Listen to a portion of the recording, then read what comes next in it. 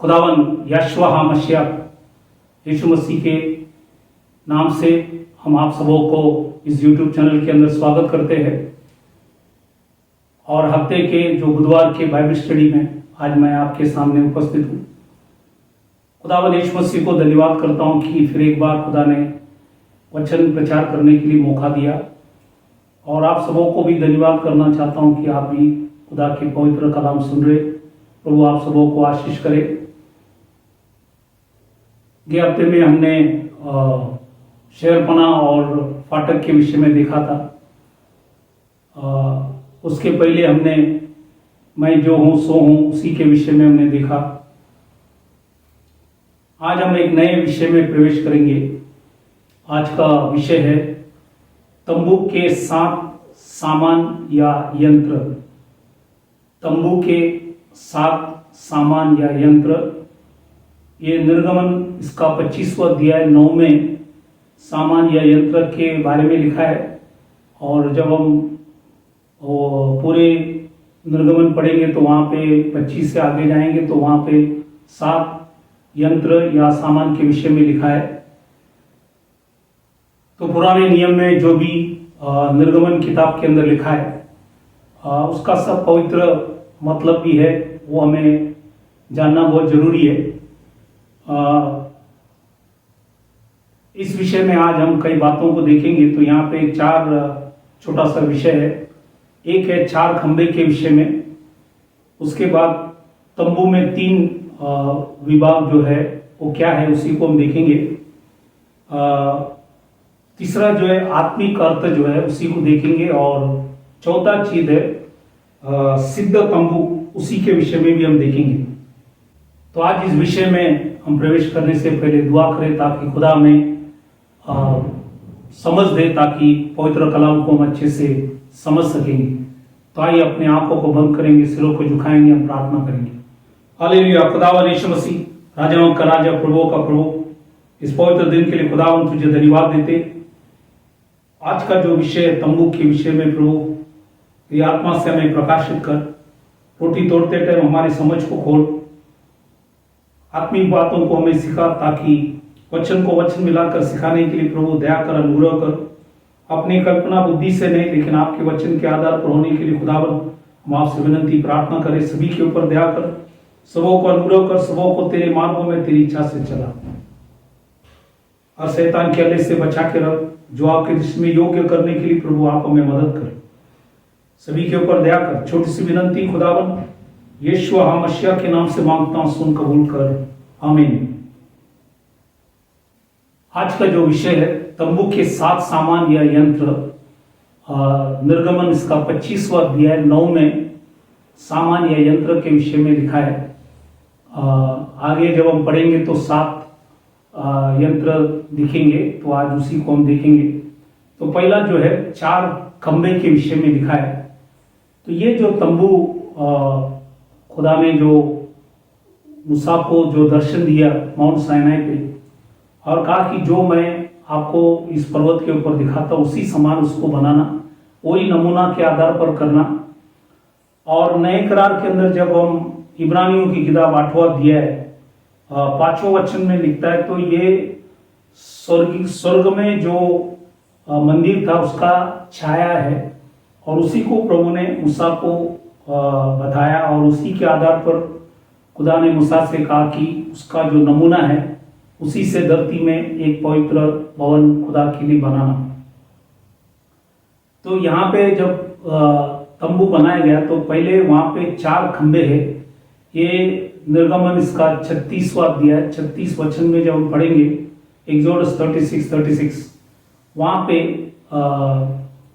4 खंबे के विषय में लिखा है कि वहां पे उसने उनके लिए लिखा है कि बाबुल के 4 खंबे बनाए। तो वो कौन सी लकड़ी भी वापर करना है वो भी खुदा ने बताया गया।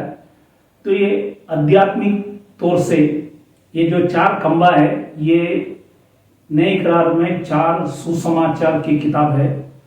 जैसे हम नए नियम जब शुरू करते हैं तो मत्ताई के सुवर्तमान, मरकोस के सुवर्तमान, लूका के सुवर्तमान और यूहान के सुवर्तमान, तो ये चार श्वर्तमान हमें दर्शाता है। और जैसे आज भी कलीसिया में कोई व्यक्ति आते, परमेश्वर के वचन सुनते, तो हम जब उनको सच्चाई जब बताते तो उनको यूहान के सुवर्तमान पढ़ने के लिए देता है, क्योंकि यूहान के सुवर्तमान में बहुत से आत्मिक बातों को लिखा है। और विशेष करके यूहान के सुवर्तमान 3 अध्याय में निकोदिमस सच्चा खुदा को जाना। फिर यूहान के सुवर्तमान 4 में समार्या स्त्री ने भी सच्चा खुदा को जाना। और यूहान के सुवर्तमान 5 जो है वो जब हम पढ़ता है तो 38 साल से जो बीमार था वो भी चंगाई पाया। तो ये सुसमाचार जो है ये जब पढ़ते टाइम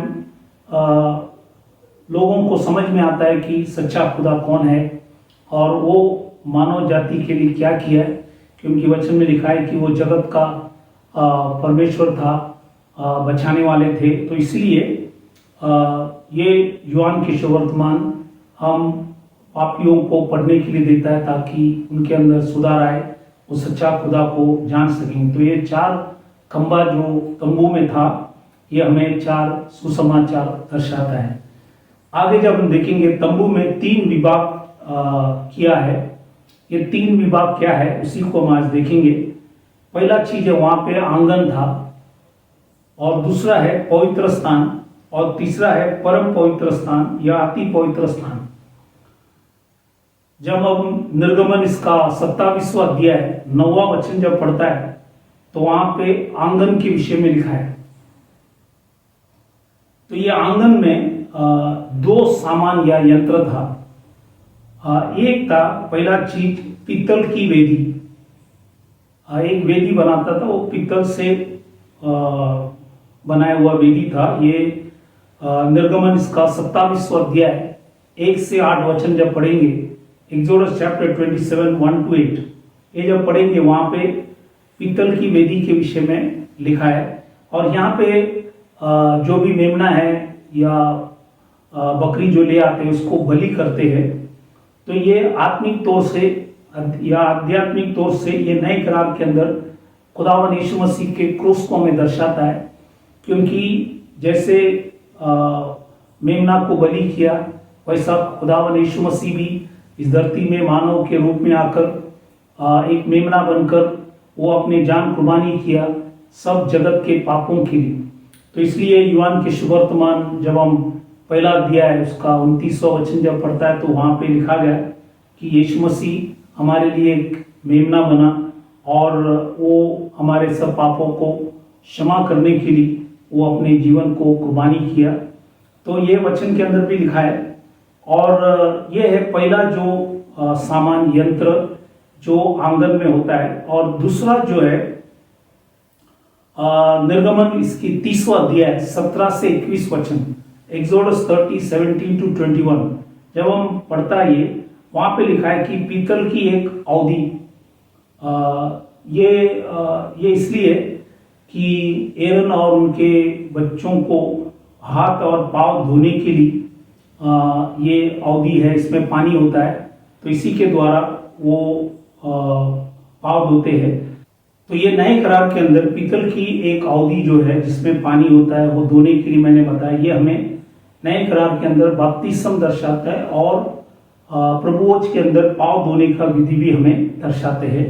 तो ये है 2 चीज जो आंगन में होता है। तो ये आंगन में 2 सामान का, एक है पीतल की वेदी है जहाँ पे बलि करता है, और दूसरा है पीतल की अवधि जहाँ पे पानी है हाथ और पांव धोने के लिए। तो ये है आंगन में जो चीज, 2 चीज है। दूसरा जो विभाग है वो है पवित्र स्थान। ये निर्गमन इसका 26वां अध्याय 33 वचन में लिखा है, एक्सोडस 26:33। ये पवित्र स्थान में 3 सामान यंत्र है।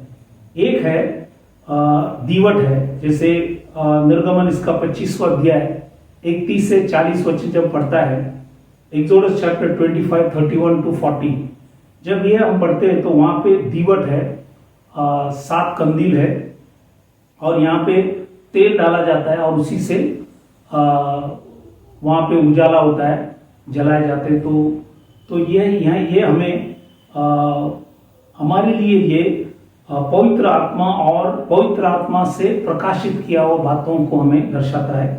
तो ये दीवट हमें दर्शाता है कि पवित्र आत्मा और पवित्र आत्मा से प्रकाशित किया हुआ बात जो वचन से हम समझते हैं, ये हमें दर्शाता है। और दूसरा चीज वहां पे मेज है। ये निर्गमन इसका 25वां अध्याय 23 से 30 वचन जब पढ़ता है, एक्सोडस 25, 23 to 30, वहां पे मेज है। ये मेज में 12 रोटी रखा रहता है और ये 12 रोटी 12 इज़राइल की गोत्र भी दर्शाता है। और रोटी हमें खुदा के पवित्र कलाम वचन हमें दर्शाता है। तो ये जो मेज में रोटी है, तो ये खुदा के पवित्र कलाम, खुदावंद यीशु मसीह ने यूहन्ना के सुवर्तमान 6 में लिखा है, मैं स्वर्ग से उतरा हुआ रोटी हूं। तो इसलिए मैं रोटी हूं करके यीशु मसीह ने स्वयं कहा। तो ये हमें रोटी खुदावंद यीशु मसीह हमें दर्शाता है। यह है दूसरा चीज जो पवित्र स्थान में था। और तीसरा जो है निर्गमन इसका 30वां अध्याय 1 से 10 वचन जब हम पढ़ेंगे, एक्सोडस चैप्टर 30 वर्स 1 to 10, ये जब पढ़ेंगे वहां पे धूप जलाने के लिए वेदी, एक धूप जलाने के लिए एक वेदी था। ये हमें नए हमारे समय के अंदर या हमारे लिए ये उपवास और प्रार्थना दर्शाता है। तो ये 3 चीज पवित्र स्थान में था। पहला चीज मैंने कहा दीवट था, 7 कंदील था। दूसरा था मेज जहां पे 12 रोटी है। और तीसरा है धूप जलाने के लिए वेदी। तो ये तीनों चीज, जैसे मैंने कहा, दीवट जो है पवित्र आत्मा और पवित्र आत्मा से प्रकाशित किया हुआ बातों को उजाला जो हमें दर्शाता है। क्योंकि जब मेज में रखा हुआ रोटी, ये मेज के ऊपर रखा हुआ रोटी के ऊपर ये रोशनी गिरता है। तो इसलिए खुदा के पवित्र कलाम जब हम पढ़ते हैं, जब तक रोशनी नहीं गिरता है, पवित्र आत्मा की रोशनी, तो हम बहुत सी चीजों को समझ नहीं पा रहे। तो अगर हम आत्मिक बात, गुप्त बात अगर जानना है, तो वो परमेश्वर की आत्मा से ही हम उसको समझ पाएंगे।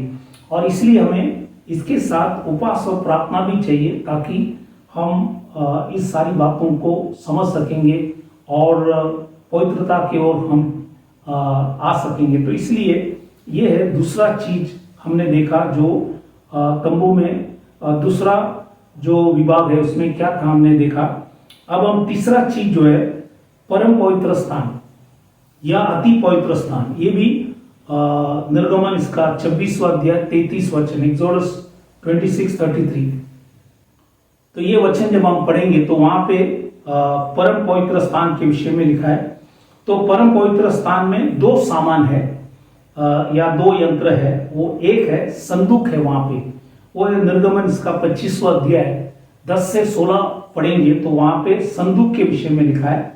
और ये हमें आत्मिक तौर से खुदा का उपस्थिति हमें दर्शाता है, या शिकाना ग्लोरी हमें दर्शाता है।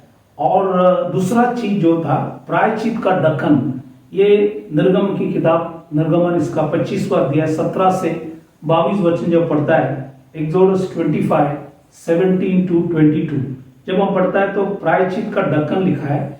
यह है खुदा की दया के विषय में लिखा है। तो जैसे वचन में लिखा है विलाप के की जब हम पढ़ते तो ये 3 अध्याय 22 में लिखा है, हम मिट नहीं गए, यह यहोवा की महाकरुणा का फल है, क्योंकि उसकी दया अमर है। तो परमेश्वर का दया बहुत अमर है।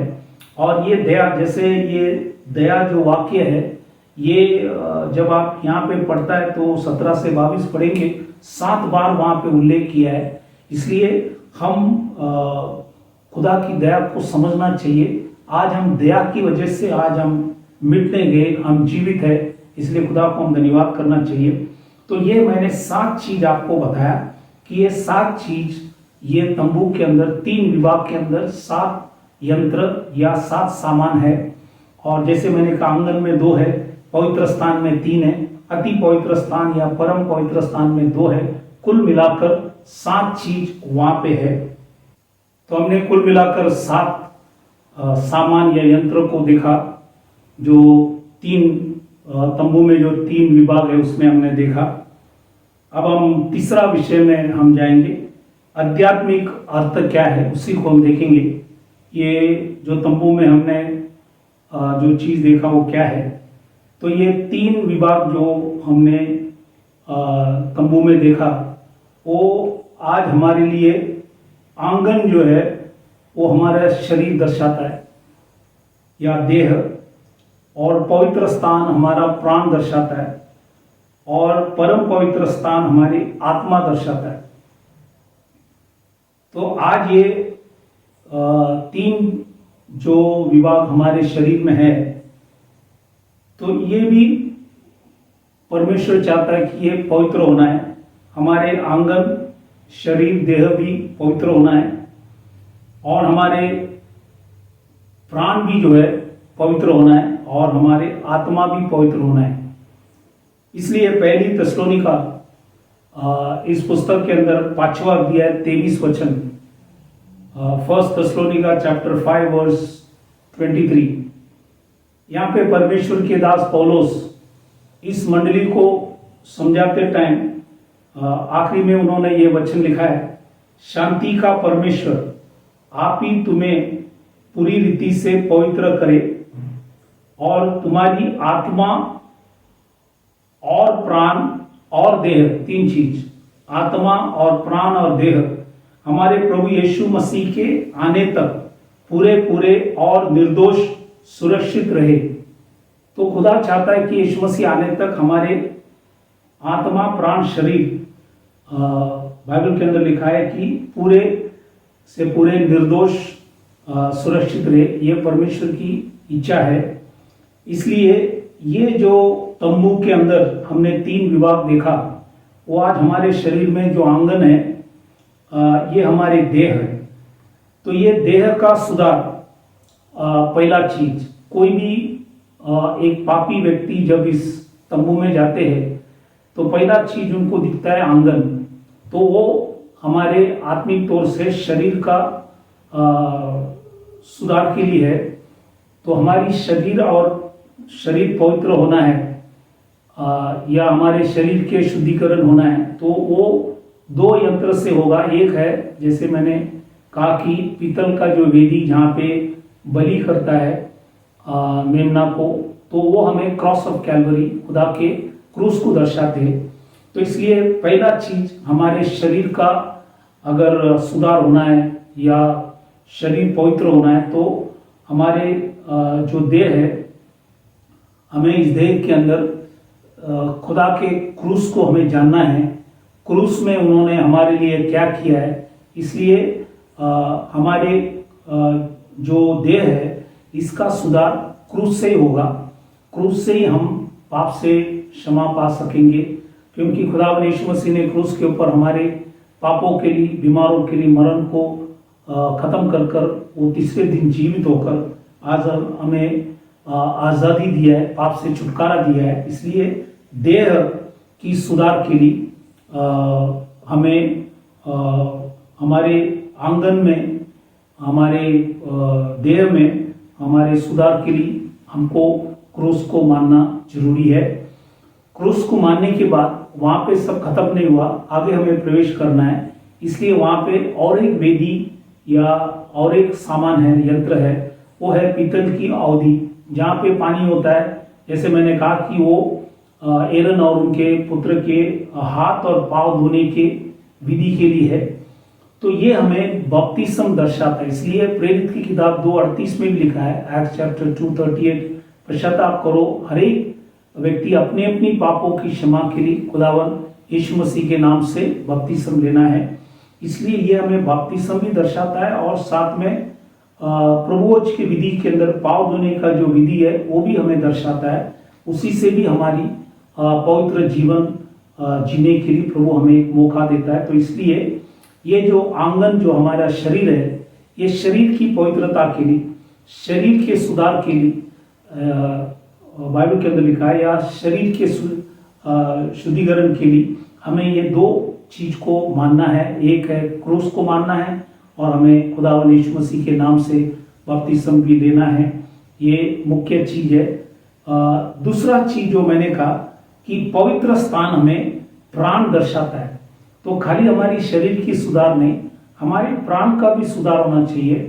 प्राण भी पवित्र होना चाहिए। जैसे शरीर पवित्र होता है वैसे प्राण भी पवित्र होना है। तो प्राण पवित्र होने के लिए जैसे पवित्र स्थान में तीन चीज था, तीन सामान या तीन यंत्र था। एक था दीवट था, दूसरा है मेज और तीसरा है धूप जलाने की वेदी। तो ये हमें हमारे प्राण की सुधार के लिए हमें खुदा की पवित्र आत्मा की उजाला, पवित्र आत्मा और पवित्र आत्मा की उजाला से प्रकाशित किया हुआ बातों को हमें समझने के लिए खुदा के पवित्र कलाम हमें पढ़ना है। जो मेज है खुदा की पवित्र कलाम है, सब लोग पढ़ते हैं, लेकिन पवित्र आत्मा से खुदा हमें प्रकाशित करता है। इसलिए जितना हम ज्यादा पढ़ता है तो वो हमें बहुत से आत्मिक बातों को, गुप्त बातों को परमेश्वर खुदा के पवित्र कलाम से प्रकट करते हैं। इसलिए जैसे आप नया करार पढ़ेंगे, नया करार जुना करार में गुप्त है और जुना करार की जो गुप्त बात है वो नए करार के अंदर परमेश्वर प्रकाशित करता है। इसलिए हमें ये गुप्त बात जानने के लिए हमें दीवट की आवश्यकता है। हमारे प्राण की शुद्धता के लिए दीवट हमें चाहिए। और दूसरा चीज जो है मेज चाहिए। खुदा के पवित्र कलाम भी हमें पढ़ना है और उसको हमें स्टडी करना है, सीखना है और गुप्त बातों को हमें समझना है पवित्र आत्मा की मदद से, ताकि हम बहुत से बात खुदा हमें प्रकाशित कर सकता है। और ये काम ठीक से होने के लिए ये जो धूप जलाने की जो वेदी वहां पे है वो हमें उपवास प्रार्थना भी दर्शाता है। इसलिए साथ में हमारे प्राण की शुद्धिकरण के लिए हमें उपवास और प्रार्थना भी हमें करना है। तो कभी जब मौका मिलता है ये भी जब करेंगे तो हमारे प्राण की शुद्धता होता है। जैसे शरीर की शुद्धता 2 चीज से है, वैसे प्राण की शुद्धता 3 चीज से है। इसी को भी हमने देखा। और इसके बाद तीसरा जो विभाग था जो तंबू में, वो था परम पवित्र स्थान या अति पवित्र स्थान। ये हमें आत्मिक तौर से, आध्यात्मिक तौर से ये हमें आत्मा दर्शाता है।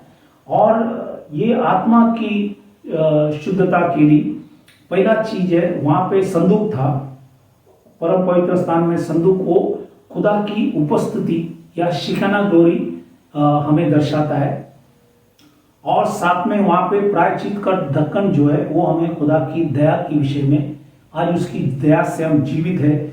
इसलिए हमारी आत्मा की शुद्धता के लिए 2 चीज चाहिए, एक है परमेश्वर की उपस्थिति और उसकी दया। और इसलिए आज लिखा है कि हम मिट नहीं गए, क्योंकि ये परमेश्वर की बहुत बड़ी महाकरुणा है। और बाइबल के अंदर लिखा है उसकी दया अमर है, जैसे हमने विलाप के किताब 3 अध्याय 22 में पढ़ा गया। तो इसलिए आज ये आत्मिक तौर से ये आंगन हमें शरीर दर्शाता है, पवित्र स्थान प्राण दर्शाता है और परम पवित्र स्थान हमारे प्राण दर्शाता है। तो परमेश्वर चाहता है कि हमारी देह, प्राण, आत्मा निर्दोष रहे खुदावन यीशु मसीह आते टाइम। और ये हमें ये भी बताता है, जब यीशु मसीह इस धरती में था तो यीशु मसीह ने खुद यूहन्ना के सुसमाचार 4 अध्याय 6वां वचन में लिखा है, जॉन 14:6 की मैं मार्ग सत्य जीवन है। तो ये आंगन जो हमारी देह है या शरीर है, ये हमें एक मार्ग हमें दर्शाता है। प्राण जो है हमें सत्य दर्शाता है और आत्मा जो है हमें जीवन देता है। तो इसलिए यीशु मसीह ने कहा मार्ग सत्य जीवन, 2-3 चीज यीशु मसीह ने कहा। इसलिए यीशु मसीह धर्म बनाने के लिए नहीं आया। यीशु मसीह हर एक मनुष्य को एक मार्ग, एक सत्य, एक जीवन बताने के लिए खुदा ने इस धरती के अंदर आया, कोई धर्म बनाने के लिए नहीं।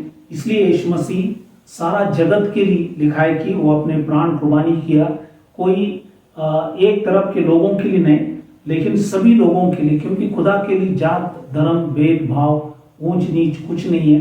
अगर उनके पास धर्म है तो 2 ही है, एक है पुरुष, दूसरा है स्त्री। वो छोड़कर विश्व में उनके लिए कोई धर्म नहीं। मनुष्य ने अपने स्वार्थी के लिए धर्म बनाया लेकिन खुदा ने नहीं बनाया। इसलिए वो सिर्फ इस धरती के अंदर इसलिए आया हर एक व्यक्ति को एक मार्ग, एक सत्य, एक जीवन बताने के लिए। इसलिए आज हमारे शरीर में हमको मार्ग दर्शाता है, हमारे प्राण को सत्य हमें दर्शाता है, हमारी आत्मा को जीवन दर्शाता है। इसलिए इस बातों को भी समझना बहुत जरूरी है। इसलिए मैंने आत्मिक अर्थ इस तंबू के तीन जो सामान है, यंत्र है, उसी के द्वारा आत्मिक बातों को आपको बताया कि हम हमारे शरीर की सुधार के लिए, हमारे प्राण की सुधार के लिए, हमारी आत्मा की सुधार के लिए ये 7 चीज हमें आवश्यकता है। और ये सातों चीज खुदावंद यीशु मसीह को दर्शाता है। जैसे क्रूस भी यीशु मसीह को दर्शाता है, बपतिस्म भी उसी के नाम से होना चाहिए, और उजाला भी जो है, तेल जो है, वो भी खुदावंद यीशु मसीह हमें दर्शाता है। खुदा के वचन भी यीशु मसीह दर्शाता है, और उपवास प्रार्थना भी उसी के नाम से होना चाहिए। और परमेश्वर की जो उपस्थिति है और उसके जो दया है वो भी उसी के नाम से हमें प्राप्त होता है। इसलिए ये सातों चीज खुदावंद यीशु मसीह हमें दर्शाता है। इसलिए मैंने विस्तार से ये सारी बातों को आत्मिक तौर से भी आपको समझाया। अभी हम चौथा जो छोटा विषय ये है सिद्ध तंबू के विषय में। जब ये तंबू बनाया गया पुराने नियम के अंदर, तो वहां पे परमेश्वर के दास पौलुस इस विषय में नए करार के अंदर कई बातों को लिखा है। कुछ वचनों को हम देखेंगे। जैसे इब्रानियों की किताब 9वां अध्याय है, उसका पहला वचन, हिब्रू चैप्टर 9 वर्स 1, ये जब पढ़ेंगे वहां पे लिखा है, उस पहली वाचा में भी सेवा की नियम थे, और ऐसा पवित्र स्थान था जो इस जगत का था। तो जगिक स्थान था, और वहां पे आत्मिक चीज था, लेकिन जगिक था। उस तंबू के अंदर कुछ ना कुछ कमियां हैं। क्या कमियां हैं उसी को भी हम देखेंगे। जैसे यहाँ पे लिखा है कि यह तंबू, जैसे इब्रानी की किताब 9वां अध्याय 9 और 10 में लिखता है, हिब्रू चैप्टर 9 वर्स 9 एंड 10, वहां पे लिखा है यह तंबू वर्तमान समय के लिए एक दृष्टांत है जिसमें ऐसी भेंट और बलिदान चढ़ाए जाते हैं। तो भेंट और बलिदान सब चढ़ाए जाते थे जिनसे आराधना करने वालों के विवेक सिद्ध नहीं हो सकते। तो जो भी आराधना करने के लिए आते वो सिद्ध नहीं होते, परफेक्ट नहीं होते, कुछ कमियां थे वहां पे। इसलिए लिखा है क्योंकि वे केवल लिखा है कि खाने पीने की वस्तुओं और भांति भांति के स्नान विधि के आधार पर शारीरिक नियम है जो सुधार के समय तक के लिए नियुक्त किए गए हैं। तो सुधार की समय मतलब यीशु मसीह का आने का समय तक, मसीहा के समय तक, तो ये चलते थे। तो इसमें भांति भांति की स्नान विधि और खाने पीने का ये सब वहां पे विधि थे, लेकिन इसी से जो भी आराधना करने वालों का विवेक जो है सिद्ध नहीं होता था, परफेक्ट नहीं होता था, कुछ ना कुछ कमियां था, और वो कमी खुदावन यीशु मसीह ने पूरा की। इसलिए इब्रानियों की किताब 9वां अध्याय 11 और 12 वचन लिखता है, हिब्रू चैप्टर 9 वर्स 11 एंड 12, वहां पे लिखा है कि परंतु जब मसीह आने वाली अच्छी अच्छी वस्तुओं का महायाजक होकर आया, तो उसने और भी बड़े और सिद्ध तंबू से होकर, जो हाथ का बनाया हुआ नहीं, अर्थात इस शरीर का नहीं, और बकरों और बछड़ों के लहू के द्वारा नहीं, पर अपने ही लहू के द्वारा एक ही बार पवित्र स्थान में प्रवेश किया और अनंत छुटकारा प्राप्त किया। तो आज हमें अनंत काल की जीवन खुदा ने हमें दिया है। तो ये बाइबल के अंदर लिखा है यीशु मसीह एक सिद्ध तंबू बना। वचन में लिखा है कि कई बार परमेश्वर के दास पौलुस अलग अलग मंडली को जब प्रचार करते टाइम कहा गया यीशु मसीह जो हमारा सिर है, हम उसका शरीर है। तो अगर यीशु मसीह सिद्ध तंबू है तो वो चाहता है कि उसके शरीर भी सिद्ध बने। इसलिए आज हम सिद्धता की ओर चल रहे हैं। इसलिए हमारे शरीर प्राण आत्मा सिद्ध होना चाहिए। जैसे खुदावन यीशु मसीह एक सिद्ध तंबू है, वैसे वो चाहता है कि हम भी एक सिद्ध तंबू बने।